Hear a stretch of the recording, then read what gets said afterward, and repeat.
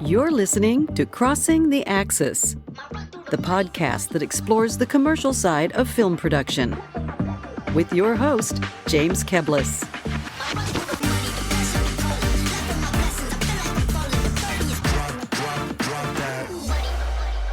Welcome, listeners, and thank you for tuning in to the show. Today's topic is about going beyond the brief, something every production company should get good at if they want to increase their direct-to-brand client work.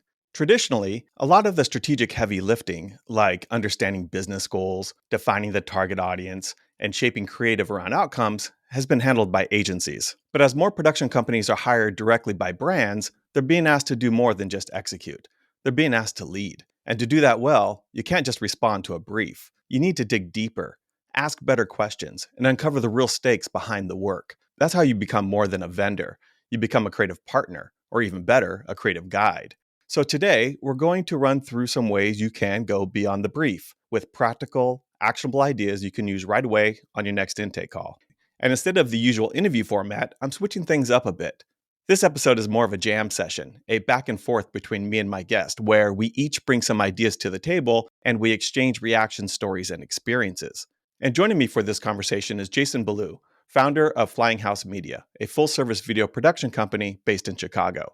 Before founding Flying House, Jason spent more than a decade on Oprah Winfrey's team at Harpo Studios. It's easy to imagine that's where he honed his instinct for creating not just standout content, but the psychological and empathetic DNA to dive deeper into a client's goals and get them the best outcomes. That's why I've asked Jason to team up with me for this episode, because I knew he'd bring his sharp, client-first thinking and insights. So Jason, welcome to the show. Thanks so much for having me, James. I got to tell you, this is a conversation I've been very much looking forward to having. So thanks for having me. Well, thanks for joining me. So did I characterize the source of your POV right? Or am I giving Oprah way too much credit here?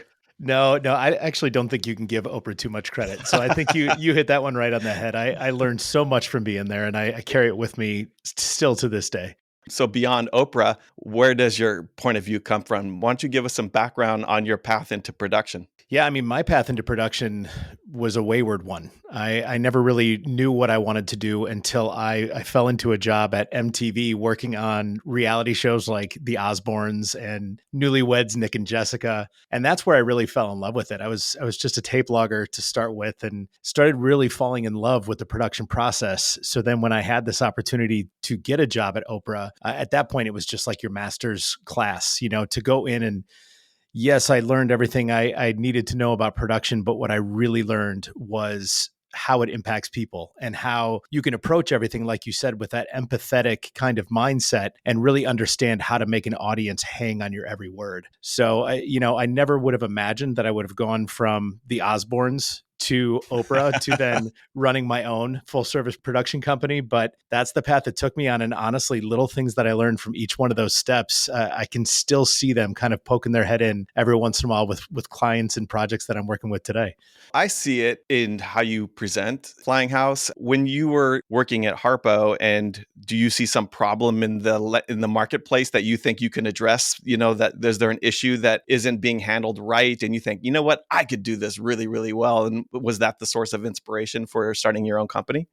Yeah, it really was, because I'll say that at the time that I left Oprah, what I had noticed so often was this concept of corporate video, talking head video, this series of videos of people sitting in a white room with just a plant in the corner for a little set dressing and then just speaking very robotically. And I just kept thinking, when I watch this content, nothing about it makes me want to take any sort of action.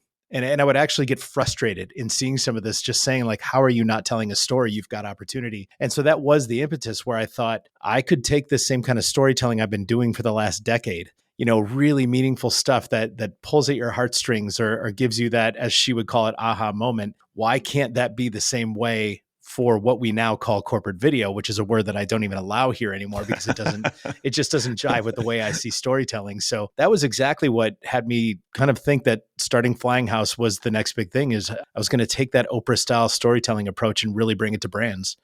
Nice. Paint a picture of what Flying House is today. You're based in Chicago. What kind of work you doing? What's your typical kind of business? Yeah, so we've discovered a niche without even really realizing it initially. One of our early clients was a pharmaceutical company, a therapeutics company, and we started doing more and more work with them over the years until we realized that patient stories could not be more aligned with what I had been doing in my career. These are people that, face some of the most difficult challenges I've ever heard in my life, living with rare diseases or chronic diseases that I realized this is my wheelhouse. This is the kind of storytelling I love because I can really sink my teeth into it and understand how these things impact the person as a whole. So over the last several years, we've kind of really shifted into that being our niche. We love working in the medical space, the pharmaceutical space, the wellness space. So now our clients kind of range from a variety of different pharma companies to we've worked with Weight Watchers and others. And it's really everything we do is driven around that testimonial style real person story. And that's where we've gotten to today, where we've kind of had the opportunity to elevate that content. And what a ripe area for leaning into what you're trying to get people to understand, whether it's a social cause or whether it's eradicating a disease or servicing people that are sick or, breakthroughs in medical technology or whatever. I mean, you do have to kind of go into why are you making these videos? For what a purpose? You trying to fundraise? You trying to sell a product? Is there something like, right? And my guess is that a lot of these clients probably don't have a lot of experience with agencies to begin with. Do I have that right? Yeah, I mean, they definitely don't often have experience with the video production realm. They'll have their agencies that can do, their big creative ads and print ads, things like that. But when it comes to video production early on, we realized there was not a lot of experience directly with them. And I'll tell you, one of the most exciting parts about it, and I think from my background, was another thing we noticed is that we have a phrase around here that symptoms are not the story. And so we so often saw stories being told, reducing people to the symptoms they're experiencing. And I think what's been most exciting for me is to kind of bring that different mindset in that says you can share the symptoms, but that's not the whole story. And you have to tell a story in a way that paints a picture of a whole person so that you care about why those symptoms are impacting them. So you have a reason to listen to the hardships. And so I think that has really kind of helped us transition into this niche in that we've just developed a keen eye for revealing people as a whole rather than just a list of symptoms and a timeline of diagnosis and things like that. Yeah, I love that a lot. Let's dive into this. I think we've set the stage pretty well for this, but let's give a little context here. If you were talking to production companies and the listeners here, this really isn't for when you're going to agencies to find agency work. It's really when you're going direct to brands, when you're bypassing the agency, you're playing the agency role. And then if we're talking about going beyond the brief, why don't you start by saying what you think it means to go beyond the brief?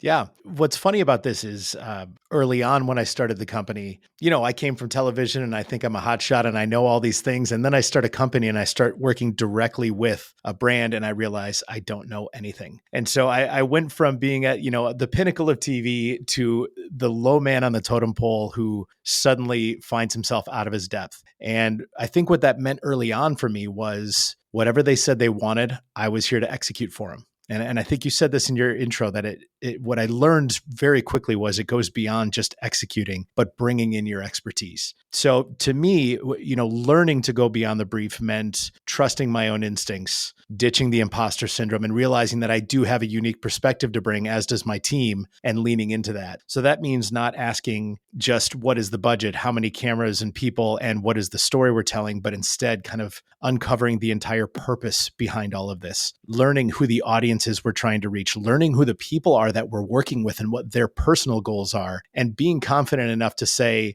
I love the idea you have, and here's how we think we can make it even better. So to me, that's what that brief is all about. Is we may be told that we have a project coming up for a patient with a specific disease, and that's where I can dig deeper and understand what are the emotional impacts of this disease that they're having. How does it affect your typical patient? So that I understand what the audience is thinking about. I understand what the person I'm talking to is thinking about. And then I understand what the goals of the company and the client are. So to me, I mean, going beyond the brief really means having a full understanding of why we do what we do instead of just, like you said, being a vendor and saying, here, I can push these buttons if you pay me. You said something really profound. You said the client and the company. And you differentiated those two. And I love that. I think the client is a person and very different than the brand. And I think we're going to talk about that a little bit. The only thing that I'll add to what you just said on, what it means to go beyond the brief and why is a few things that I've thought of is, and I learned this from the great Blair Enns, who talks about the sale is the sample, right? Like you're selling in the beginning, you're negotiating, you're having an intake call, you're trying to learn what the client needs, what you can do, if there's a budget, if there's experience, all of the things that go into that. But you want to give them a sample of what it's going to be like to work with you. And by diving in and getting into the work and showing that you've done the work, the homework, and all of that is showing them what's going to be like to work with you. You're going to be like that. And if you don't do that, you're also showing the client what it's like to work with you, that maybe you're not giving it 100%. The other part of it is it eliminates guesswork in your proposal making. If you're doing treatments, you're doing you shouldn't be guessing at all if it's right. There should be no big reveal and to see if you got it right, like it's a New York Times news quiz. You should have all of the answers to put together a treatment proposal, whatever it is you're issuing them, with extraordinary clarity and targeted toward it, because you've made them give you the answers, and it should be that way. And then the last part is how you differentiate yourself from the competition. A lot of people triple bidding, they're required to do it, and you just got to really stand out. And by having this really deep engagement, getting into the business, understanding personal, professional, business goals, all of those kinds of stuff beyond the brief, I think most companies don't do that. And so it gives you a chance to stand out. So these are kind of my areas about why this is important too. Yeah, and I could not agree more with each one of them. I mean, when you talk about the opportunity to stand out, there are thousands of production companies out there that are doing great work. But that experience starts with that first call. Like you said, understanding who it is I'm working with starts with the first time that we communicate. And that part is just so important. And then I'm sure we've both learned the hard ways when we didn't prepare enough from that intake call. And then we are asking questions during a treatment session. That's panic mode. So I couldn't agree with you more. All right, well, let's dive in. I want to go back and forth and have a dialogue on this thing. Let's frame into it. So which one do you want to start with? I think starting first with the most important part of the intake call is to walk in with questions, but be prepared to throw them out and run this entire call as a discovery session. So I think what I've learned throughout the years is that the best intake calls are not rigid, they're not formulaic, they are revealing. So when you go into that call, your purpose needs to be, I don't just need to ask questions about the logistics and the numbers. I need to understand what the true underlying purpose of all of this is. Because the truth of the matter is, when you are digging and you are asking these questions that show that you're interested in what their goals are, or you're interested in who their audience is, or you want to learn more about the why. I think when you take these intake calls and you start with why, that's going to answer all your questions and more. And it's also going to give you that opportunity to provide insight into what you need to execute it. And you can start kind of revealing a little bit of that during the intake call. So when you say, now I understand what you're going for, and I think what could be really cool is something like this, you can get, even in an intake call, you can test the waters a little bit and understand if they're liking what your approach is and kind of bring that into your treatment. So for me, it's always definitely being prepared with questions, but being more prepared to throw them out. Are there any signals that come to mind that tells you it's time to ditch the script? Yeah, for me these days, it's usually the moment the call starts where I'm just like, you know what, it's just not my style to work off a list of questions. So it usually starts pretty quickly. If it is a brand new client, if it's the first time I've ever worked with somebody, I think where I usually know it's time to move on from the questions is if you can literally see a client starting to get bored, where they're like, all of these things are in the RFP. Even when you're asking clarity, you see them kind of glazing over. At that moment, I'm like, I got to hit them with something interesting. I have to hit them with something unique, a question that reveals our way of thinking. And so that's when you start saying things like, I noticed in our research that people who live with this disease often feel this way. And I want to know if that's something that you'd like to capture in this. And now all of a sudden you see them wake up and realize these guys came to play. They did their research, and already I've got them thinking, this is an approach that is going to get the most out of this story. So I look for one of two things, my own level of boredom and their level of boredom. And that's usually when I know it's time to pivot. I have this thing that I've worked with many teams. I'm not shy. So when I get in these intake calls, I'm, like kind of leaning into it. I like it. But, sometimes not everyone's like that. The directors, the creatives, whatever, the producers. And people are feeling things. They're not saying those things. They don't listen to and I have found, it's been proven to me many times, if you feel it, if you don't understand it, if it doesn't make sense, you will not look dumb for asking the question. In fact, just the opposite will happen. I think too often we approach these intake calls as though we have to be the smartest person in the room. Like you have to know all the answers. You have to have it. And it's the opposite. You should walk into these like, I don't know anything. Treat me like I'm a toddler. I don't know anything. Make it make sense to me because, and like hammer the stuff that doesn't add up, challenge, verify, all of those things that are in that brief and in the RFP, take them to the logical conclusion to see if it fits, if it reconciles, things like that. Like if your gut is telling you, act on that. The clients like it. It has been proven to me many times over. Well, don't you ever notice too, like if you think you have a question, but you're like, maybe I think I understand the answer. 10 times out of 10, you will find out later that your gut was 100% right and you didn't understand it. Or even when you get to the end and you're delivering a product and you're like, that edit bothers me a little, but they probably won't notice. They notice every time because your gut is literally telling you, ask this question. So you're right. I mean, I don't think there's ever been a time with a client during an intake call or otherwise where we're asking a question from a place of ignorance or confusion ever had a negative result. It has always resulted in a positive. So ask questions, but get ready to throw them out and go rogue when the moment presents itself to do that, or you feel something. Going rogue is my go-to. That is my motto in every way. And I spend a lot of time in the director's chair interviewing people, and I follow my own script on that too. I think going rogue is what keeps it exciting. That was good. That's good. First one. I like that right out the gate. I'm going to go in with one. You ready? Yep. Let's do it. Have your team introduce themselves in the context of the client's job. So turn the roll call into role play. I always talk about like that very first call that you have is onboarding. Onboarding doesn't begin when you get the SOW signed. Onboarding begins in that very first call. So bring that client on in a way that they see themselves with your team. So you might say, I'm Sarah, I'm the head of production. I'll be your main point of contact during pre-pro and on set, making sure everything runs smoothly. That you said this shoot takes place at 3 different locations. I'm the one that's making sure that these locations all work. They're seeing themselves, you managing them, and they can breathe and they can like, oh my God, this person's already taking care of me. They've already thought about it. Or I'm the creative director. I'll be reviewing all the ideas in the boards to make sure that everything that we come up with, every technique matches up to the goals that we figure out. We're going through the process. Nothing gets by me without doing, like you're saying hello, you're introducing yourself, and you're putting you and your team in the context of this job and having the client see that. It's a great way to show that the sample of what it's going to be like to work with you. I think it's often overlooked, and it's too often of people saying too much about themselves or not enough about themselves, or they say something without the context. They think that the client knows all of the jargon and terminology and how things work. They don't oftentimes. So getting in there and doing that work, doing that role play.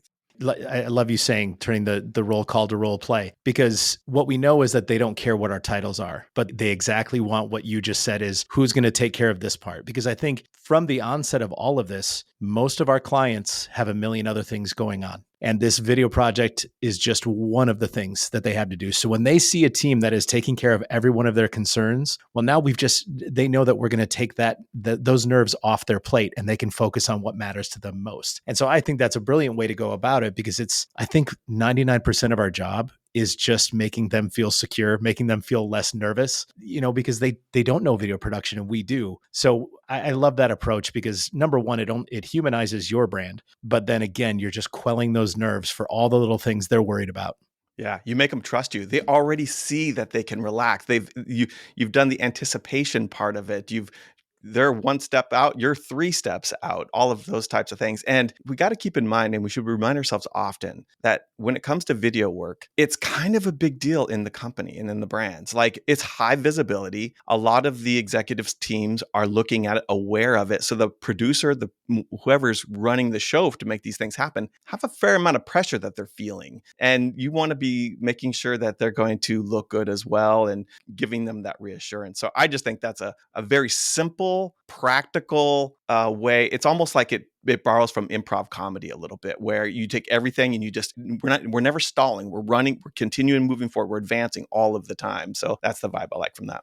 Yeah, definitely. And it's not too pitchy either. It's not like it is a sales approach, but it doesn't feel like a sales approach. Well, it's honest. It's a work approach. Exactly. There you go. Okay. Well, there you go. All right. What I would say next, I'm actually going to the last one on my list, but one thing that's been so important to me is to learn from the past. And so that's not just learning from your own past, but finding ways to uncover the past for the client you're with. So asking them whether it's a new client or an old, learning what hasn't worked in the past and what has worked, what have they liked and what haven't they. And again, this kind of goes along with your point, is uncovering those hidden stressors. So if we understand that our client has worked with a variety of different production companies in the past and they haven't had great experiences, they've been burned in the past, well, we need to find ways to understand that and what was that burning point. So if I can find out what their least favorite part of this process has been for them in the past, that is the number one thing that I'm going to take care of. If I find the things that they've loved about teams they've worked with in the past, well, then we're going to emulate that and we're going to elevate it even higher. But what that does is it gives you that launch point where you can say, here is where our clients' expectations on video production in general have been in the past. And here's how we're going to mitigate the fears. Here's how we're going to elevate the things they enjoyed. And here's how we're going to make ourselves become that forever partner with them rather than just the next video production company that's going to be replaced. So to me, that's something I talk with my team all the time, is when you're on these initial calls, dig deeper and find out what you can learn from their past that we can kind of put into our plan moving forward.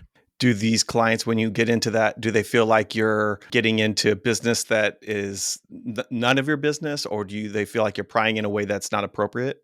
Yeah. So I think early on, it was kind of a dance to figure out the right approach that doesn't lead to that prying, and keeping things very general, I think is the way to go. When you kind of offer up and explain to them that, look, I understand that video production is not cheap and that there's a lot riding on this. So I just want to know, what kind of experiences have you had in the past that you either loved or hated? Now you're not really prying. You're trying to learn how to best serve them. And I think it's just that tweak in language that you use to say, I'm not trying to get you to tell me what other production companies failed. I'm trying to learn how I can best succeed for you and make you look good in front of your team. Yeah, one way that comes to mind for me that I've kind of played with and seen others work with is to say what's worked best and not so well for you. So you're not just saying what, one direction, but you're giving them a little bit of a spectrum to think in, and they usually will reveal stuff when they feel like they have the option and not cornered into a hard question like that. But if you could say, so when you've done these kind of campaigns before, what's worked best and what hasn't worked best, just curious here. And doing it pretty quickly into the conversation, show that you're listening.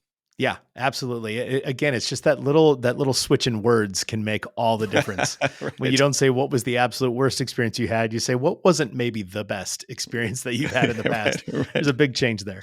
Yeah, I borrow some of this stuff from parenting, right? Like when I want my kid, your toddlers to wear a shirt, you don't say, "Do you want to wear the red shirt or the blue shirt?" You're wearing a shirt. It's a decoy about the red or the blue. You're wearing a shirt. Yeah, take the no shirt option right off the table out of the gates. Have you ever had your treatment or approach to a client influenced by this? So you like, hey, normally you would take this approach, but it didn't work for them last time. We should not do that. Have you ever had that happen? I think the most important thing we typically find out in this is how hands-on or hands-off they want us to be. Do they want us to take this and run with it? Or do they want to be in control and, handle the process themselves and we do execute? And so I wouldn't say that there's any big picture things where I'd say they've tried this in the past and it didn't work, but it's the little minutia. We need to build trust with them before they let us take a project and just run with it. So we're going to work in tandem with them a little more. And then, of course, as you kind of develop that trust over time, now they're like, you know what to do. You just take this over. So it's usually those little things that I glean the most from those, and those little things take you really far. I like it. Ready to move on? Yeah, let's do it. Okay. So this is one you've already kind of brought it up, but I'm going to just add a little bit more to it. And that is think of the client as the person, not just the brand. I mean, I think that I do a lot of BizDev with production companies. And so you'll see them with their pipelines and all this kind of stuff. It's brand. I'm like, yep, who's the person, and, so dive into it. There's a couple things that I think that work from this approach. And that is, first and foremost, we work in advertising, and it's not a glamorous business. I mean, it's glamorous in that there's money and celebrity, but we're just selling products, right? Like, it's kind of like necessarily care oftentimes about these brands and things like that. They're just big conglomerates, all about money. But I deeply care about the people. I deeply care about the people that work there. And then I switch my mindset about trying to make a client, a person, really have success in their career and what they're trying to make and all that kind of stuff. It changes my entire mindset about my investment in their success. I'm no longer trying to sell candy bars. I'm actually helping Sarah, whatever, and you're kind of building something together. And so just that switch is good for the investment into a job.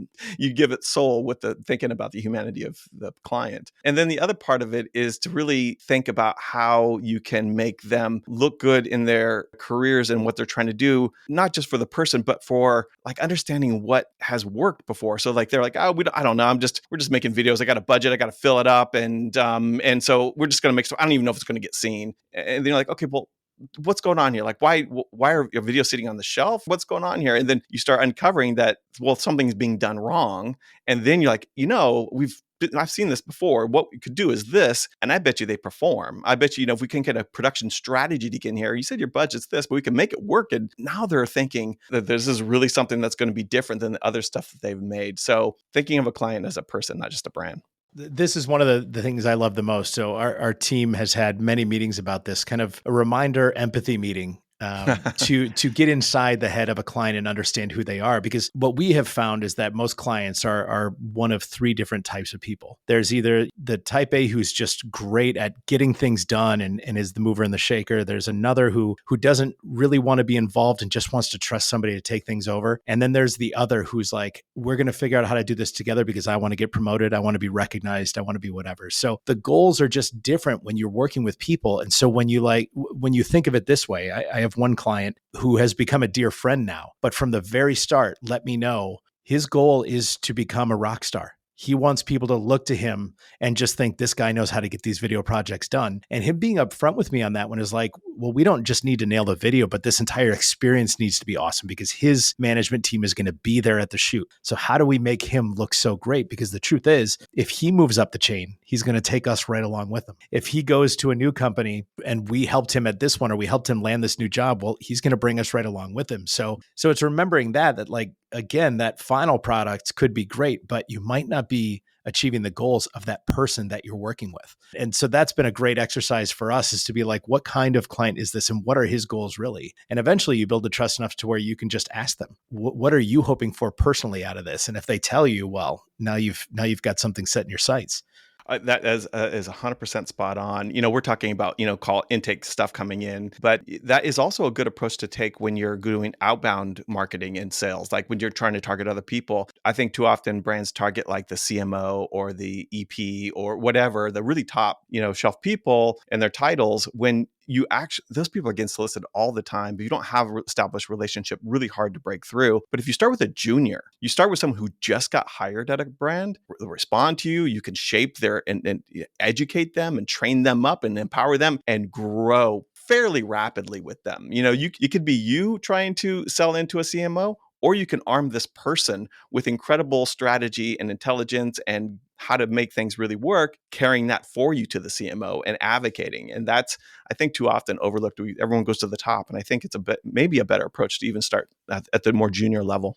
Like you had said before, it's about becoming a partner, not just a vendor. I think you don't become partners with a brand. You become a partner with people for that very reason. So we can get you there together. Let me lend my expertise. You bring in your connection and expertise, and let's send you to the top. So again, it always does go back to thinking of the client as a person, because they're the ones that become your ultimate partner. Well, we have a love fest going on here and agreeing. Maybe we'll find something here we disagree on and you challenge. Let's see how controversial I can be on the next one. You're up. Well, I was just kind of lending to it earlier, but when you start this intake call, we explained from the top that this is the very beginning of understanding the experience of working with your company. And so I think a huge part of that intake call and going beyond the brief is designing the experience, not just the final product. And I would say that is probably the entire lifeline of what our company does. Is the experience is the product. You can go to so many different production companies and probably end up with a pretty great video. I mean, there's a lot of talented ones out there. If we're going to set ourselves apart truly, the entire experience along the way needs to match it. And I can't remember who said it. Somebody said that the two most important moments in an interaction are the initial moment when something's being created and the moment when they feel that they've been taken care of from front to end. And so I think that's what we're always looking for. Is you could end up with a really great product at the end, but if the experience getting there was stressful, it was unenjoyable, there were arguments, it doesn't really matter. That final product no longer matters, because the emotion they take with it is how the experience made them feel. So to me, always thinking of designing that experience and having hospitality and service being at the forefront of what you're putting together, I think is going to take you so much farther than simply saying we make great video. It's like, no, we craft experiences. And in the end, you get a really great piece of content out of it. You really lean into this too. I mean, Oh, this is yeah. part of your pitch. I mean, you present that you're going to have a great product and it's going to work, but there's going to be more to it than that. You really talk about that in all your materials and how you present the company, right? I talk to it to the point where my entire team rolls their eyes every time I bring it up because they're so tired of hearing it. But man, I hammer that point home. Unreasonable Hospitality. It was a book that came out a few years back that's just fantastic. Every single person in this company has a copy of that, and I've made them read it more than once when we need a little reminder that this is a service-oriented business. We're all in service. So, it's not just handing off a product and saying, see you later. It's like, we need to make friends out of people. Because number one, it makes our life that much more enjoyable. Now with so many of my clients, I feel like I'm working with friends. We can be frank with one another. We can be open and honest and we can laugh. And that's what they end up taking away from this because they feel like you know how to do the video, but let's make it fun along the way. So I don't just keep it in the pitch materials. I probably talk about it every single day of my life here, much to the annoyance of everybody that works in this building with me. So give me an example of how you approach this idea in the intake when you first meet and how you talk about it, and then some of the practical ways that you actually do it. Yeah, so in the intake call, I think the most important part to explain it is to just say, to make sure that they know that we're there for them every step of the way. So I think it's always walking them through our approach. If you're coming to our studio to shoot, this is what that experience is going to be like. And we kind of detail what the day looks like. If I've had the opportunity for them to reveal to me what some of their stressors are, I approach that right away in that intake call and I explain how we're going to take care of that. So for instance, we recently had a new job come into our studio, and we knew that one of the things they were really concerned about was making sure there weren't too many people, it wasn't crowded, and it wasn't intimidating for the person who is going to be on camera. Again, a reminder we always share with the team is oftentimes with what we do, we're not putting actors on camera, we're putting everyday people on camera, and this is really intimidating. And so I think that's where I really lean into it with them in that intake call, is that I acknowledge that.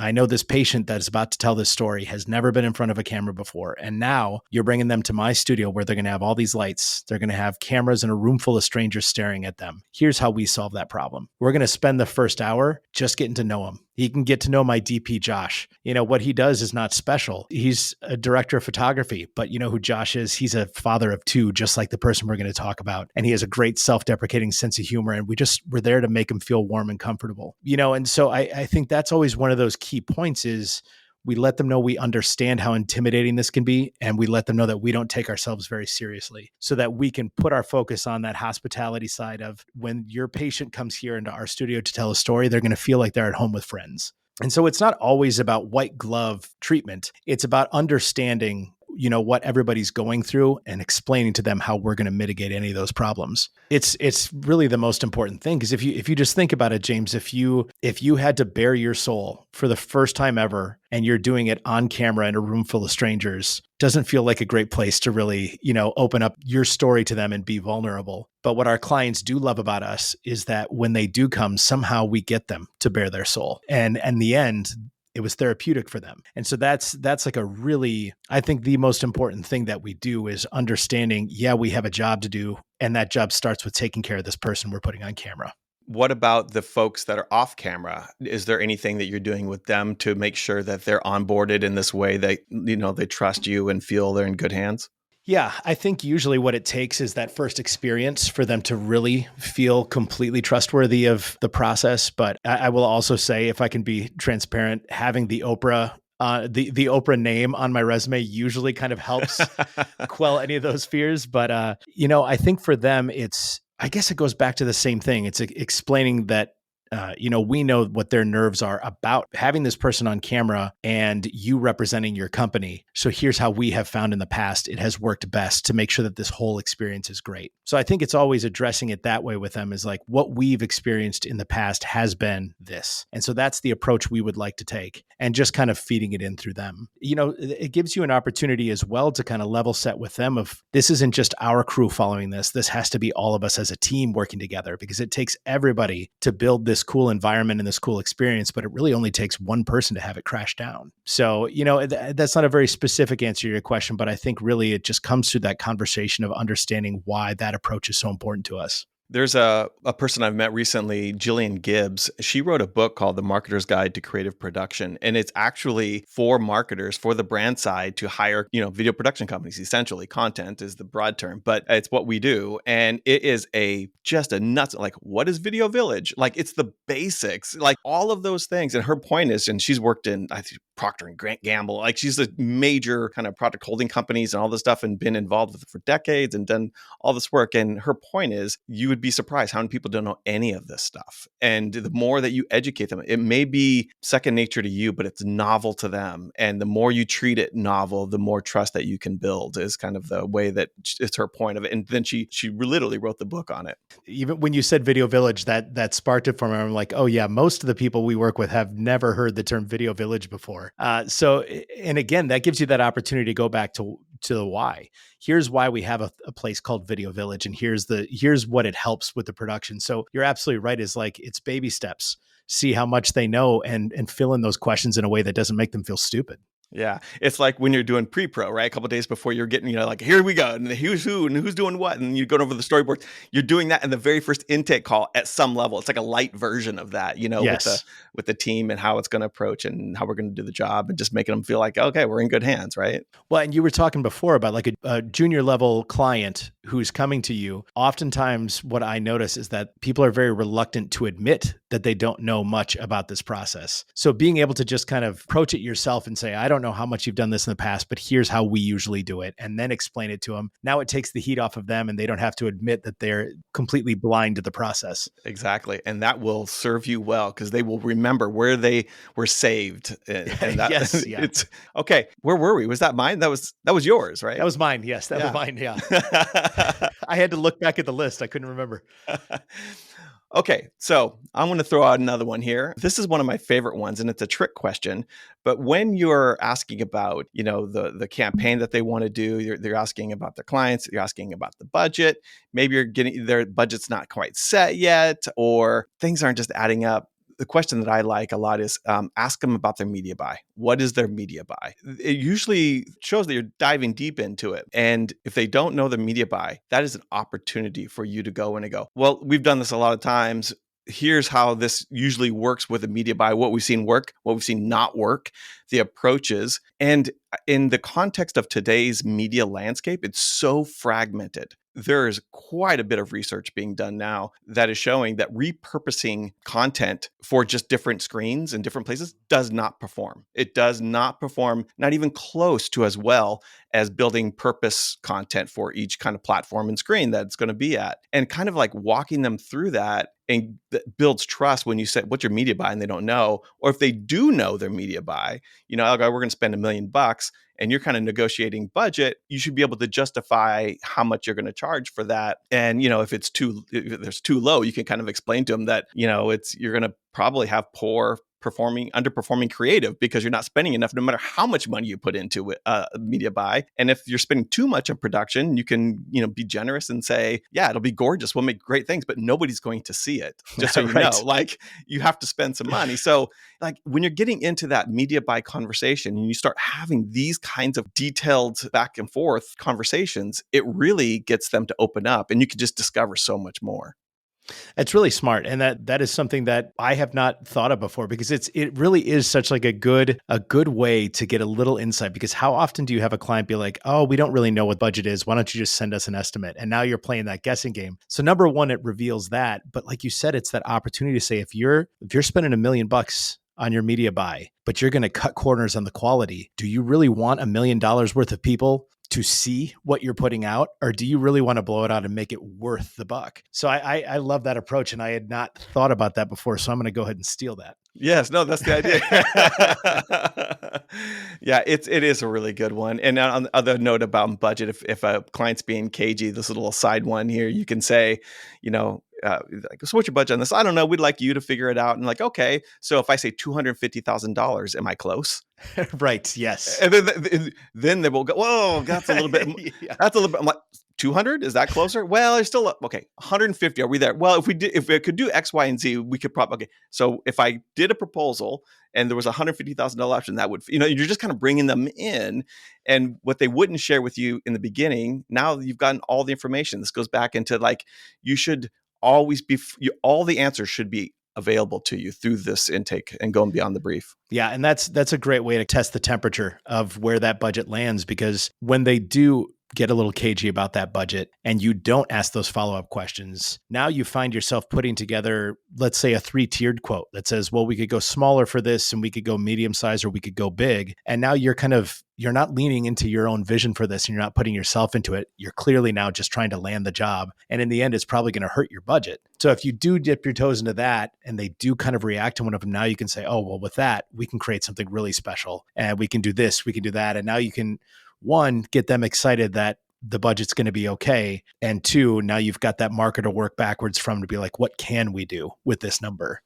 And also understanding the media buy should, and I kind of alluded to it with the fragmented kind of, reality of the media landscape today, but also different kind of media performs differently. If there's a social campaign, if it's a pre-roll campaign, if it's broadcast campaign, whatever it might be, internal is, whatever, case study, knowing where this is going to be placed should dictate the creative you put into it. It's different. And you really do need a different call to action, a different creative approach. I mean, something as technical as, which way social companion content is filmed versus not, that's a very kind of nuts and bolts technical part, but it's from that to all the way to how do you deliver a comedy punchline in 5 seconds versus 15 seconds, and where you're going to place that determines where we set this off. Where's the setup? Where's the delivery? All of that kind of thing. Absolutely. And you had nailed it on the head before. I think it's an epidemic of just repurposing, resizing, and kind of,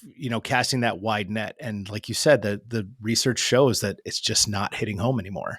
Yeah, the best research I've seen on that has come out of Kantar, the kind of the measurement company for media buying and commercials and stuff like that. And they have a lot of compelling stuff. You can go on Kantar and look it up, and it's really compelling. Yeah. Okay, so how about we do one more each? Okay. Well, now you're going to make me choose between the remaining. Pressure's on. I think for me, again, and hopefully it's not redundant, but to me, it's when we put in an intake call a focus on their audience, I think it triggers many things. So understanding from them that it's not just about the product, but who is the audience? What are they typically curious about, afraid of, questioning, and really just realizing that it's not only about who's speaking, but who they're speaking to. And so I think I always have that conversation in every intake call is, one, I need to understand who the person is on camera, but equally as important is who are they speaking to? Are these other patients living similar lives? Or is this an awareness campaign trying to reach the masses? Or am I talking to a physician for a healthcare provider audience? Understanding that completely changes the way you tell the story. So it completely changes your approach. It can even change the visuals because some people react to visuals differently than others. So I think that is one of those must ask questions for me every time is, who are you speaking to? And what do I need to know about them? Because in the end, that's what you're curating this content for, is for the ears of the audience. And I think what I noticed a lot, especially with myself early on, I focused so much on how creative I can get for the sake of creativity. But when I started really growing up, I realized that you've got to you set your sights a little bit further than that. And think about who is the person, the one person that's going to watch this video that is going to have to take that call to action because what I made was so profound. And so I think that's a question it's a non-negotiable question. I need to understand who's going to be watching this if I'm going to be able to create something to the best of my abilities. And oftentimes an RFP or an intake will have some kind of, profile or persona kind of there and things like that. But I have actually, this has been confirmed, I have quite a few podcast conversations with clients and we go like, okay, so what can a production company do and all that kind of stuff? And I've asked the question more than once about, is it okay for someone to challenge what you know, challenge your audience and challenge what resonates with them? Or is that just, don't mess with that you know best your audience? And they went, and it's been every single time I've asked the question, no, 100%. We believe something, but we're kind of going fast and we don't always have the answers. And we're looking for someone to guide us on that, to challenge us and explain why they're challenging. That has been reinforced that it's okay to do that. You're not prying. You're actually mature people trying to make it work for the best possible amount of, make it work for both teams and deliver to bring in clients and customers, right? Well, and what a great way to show them just how invested you are and how much you care about this project than to go that level and challenge it and say, what we have found in the past is that this group of people actually reacts well to this, or is actually, in a position where this kind of call to action could be totally different. And again, I bring it back to, our niche in this health wellness space, this pharma space. For us, it goes even beyond that. When I know we do a lot of work in rare diseases. And so now rare diseases, there's over 7,000 of them in the world. Most of them have no treatment, no cure. And we have talked to so many different people living with these kind of diseases that we know generally speaking how they feel, what they're afraid of, their lack of trust in the healthcare community. We know all these little things. And so when we find out we're working on a new project and it's either rare or we're trying to raise awareness, now we can put ourselves in the shoes of all those people we've met before. And we can say, this is how these audiences have reacted in the past. Or I talked to so-and-so and they told me the number one thing that they're afraid of is trusting their own doctor. So how can we work that into what this conversation is and really hit this audience where it matters most? So I think it's taking those experiences as well, challenging what they know about their audience, like you said, and showing that you actually do have a voice in this because of past experiences or research that you've done. Yeah, I think that's one of the advantages of working within a niche and having a real area of expertise is that you've just exercised it so much and you've seen familiar things and you can know exactly where the opportunities or the pitfalls might be right in front of them and they don't. Exactly. Yeah. I mean, the niche, again, it gives you another masterclass. You end up studying this stuff every day for a living and you become an expert, an unofficial expert. Yeah. And like we were talking about where we take production for granted, we know all of it and we know everything's going, but we forget that they don't. We have to educate them. Sometimes they do the same thing with audience and target like customer. They know it in and out and they might think that they've described it well enough for you to be able to make something for them, but maybe you don't have enough and maybe you need more. So for instance, there's like, here's our ICP or here's our persona of the person we're going after, finding out like, is this a core person that's already believes and knows and buys, or is this a person that you're trying to go to the next layer who doesn't know that yet? And maybe they didn't think to explain that in the RFP because they just know it, but now you're asking, you don't. And so making sure that you really, really understand that is important, I think brings a lot of equity to the relationship. Yeah, if they don't know what Video Village is, I think it's okay for you to not know exactly who their core audience is. So right, exactly.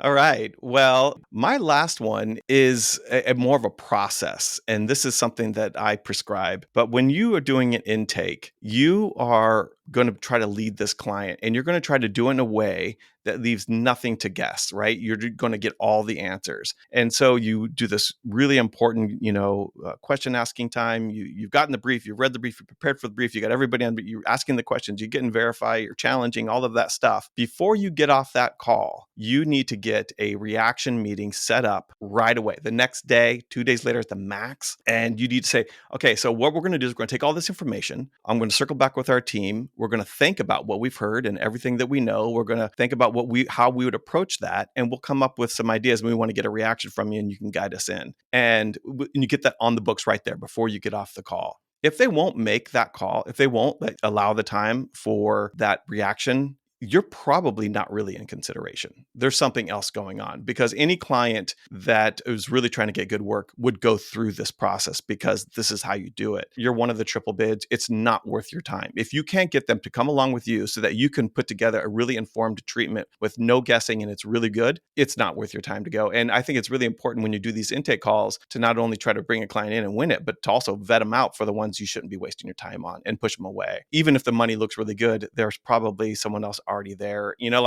There's you can ask those questions too, but I just think trying to get that meeting booked. So if you do get the meeting booked, and which is hopefully what happens, you circle back with your team and you come up with 3 options. Okay, they told us they could do, they have $100,000. Here's what they want. Here's what we can do for $100,000. You're obligated to give them a $100,000 proposal. You have to. This is what we can do. Here's what we could do for 200. It gets more. We heard you say this, so therefore we're doing that. And then the third one, we couldn't help ourselves. We have seen this before. We know this is way out of your budget, but just want to show you what our heads are and what this could look like if you mixed photography and photo together. If you, we're doing 3 locations, so let's get this and this and that, whatever it might be that really amplifies the campaign. And then you present that back to them at this follow-up call. And you say, so we just want to walk you through what we're thinking here. You've only invested maybe an hour and a half, 2 hours at the most into this. You've no presentations, no decks. one page. You don't send it in advance. You walk them through it on the call, and you get them to react. And they say, oh God, yes, that would be amazing. No, this, no, don't do that. And you're guiding them through, and through these three options and talking about it, they've landed on an idea. Now you've got them in on your idea, right? You're like, okay, this is super good. So if we're going to go this direction with our treatment and bring us back to you on Thursday, seems like, they're in. And by the time they've seen it, it's already familiar. They already know it. They've seen how you've really listened to them and really come up with prescriptive solutions for it that address specifically all of the things that you've talked about. They could sell it through on, to the decision makers and all that kind of stuff. And you probably have separated yourself from the competition to a great degree. And it's a good vetting process, the whole bit. That's something that I think goes beyond the brief. I think that is, that's something I would have liked to have heard even a couple months ago, that, because I'll tell you, that's not something that I do, that I absolutely should, is get that meeting on the books. Cause you're right. It's so telling. And how often you are a part of a triple bid, and then you were just wondering, like, how much are we being considered, or are we just one of the triple because they had to? Yeah. And then you're putting this creative deck, your treatment, your proposals together, and you're sending it off, and you're thinking, I hope that I answered all those questions. I think I answered all the right ones, but getting that meeting on the books is really smart, because not only that, it sounds like a no risk proposition where you're going to present these ideas and you just react to them. You can tell me no, and now I won't waste my time on it. Plus, like you said, you may have said 100,000 is the budget, but we all know that money can shift around if the idea is good enough. So it's that other opportunity to get a bigger project out of it. So I really love that one.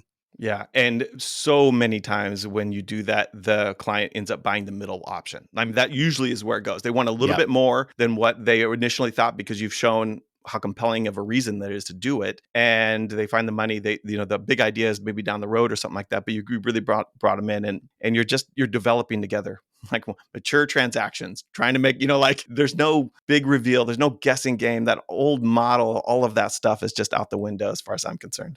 Yeah, and that's also the importance of that high bid, right? Because it makes that middle bid look that much better. There is that. So if you go real low, real high, and now here's the real one. That's kind of the game.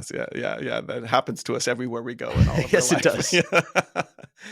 Well, I'm going to give you the final word. Is there anything that you think that we haven't covered that you think production companies need to know in going beyond the brief? I think the main thing, even as we talk about it, it hammers it home for me all the more, is I guess the bravery to ask the tough questions or to dig a little bit deeper. So I think the number one thing is to never be afraid that a client is going to be annoyed by you pressing for more information, and just realize if it's going to help you do a better job in the end, that's what's most important to them as well. Well, we only got through half of the things. I know we did, but that's a sign of success as far as I'm concerned. So this has been great, and I appreciate that very much. Well, Jason Bellue, thank you very much for coming on the show, and I appreciate you sharing all this wisdom and being so candid. Absolutely, I appreciate it, James. All right. Thank you for listening to Crossing the Axis with James Keblas. If you're interested in joining the conversation or have a topic you'd like covered, please drop a note at keblas.com. That's KEBLAS.com.